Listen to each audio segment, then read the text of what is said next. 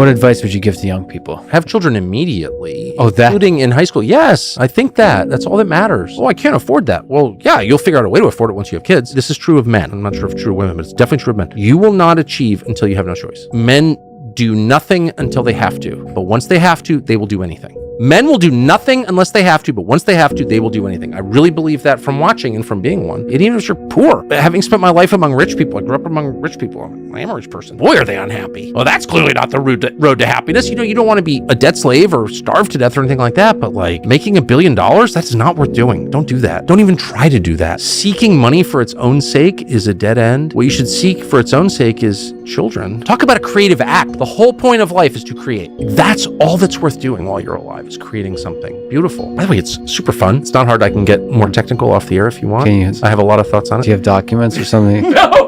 I could draw you a schematic. Oh, thank you. Yeah, that's the greatest thing. You see these numbers and like no one's dating, much less getting married, much less having kids, and like men and women don't understand each other. It's all real. It's like the central tragedy of our time. But I always think it's kind of not that hard. Does she smell good? Is she nice? Do you find her attractive? Probably just like if she's a decent person, you probably just marry her, make the commitment and try hard and conceive a bunch of kids. That's actually not that hard either, having done it. Like, it's just not hard. It's like animals do this and they're like pretty happy. So just like take that route. Don't overthink it. Yeah. You know what I mean? Yep, I do. Advice for young people right now in America. Oh, gather your people to you. You know winter's coming. You want to stack up on, cordwood and high carb snacks. It's like an instinct, put your acorns away. Yeah, there's a lot of volatility coming. There's no question about it. The only way to protect yourself is with your relationships with the people that you love and keep them close to you. Stay in touch with them. Marry one of them if you can. Yes. You know what I Have a mean? lot of Keep children. your people close. Create more people. I mean, I do think that's the ultimate gesture of defiance in the face of chaos, is to reproduce. I wish I could do more of it, but I'm too old. You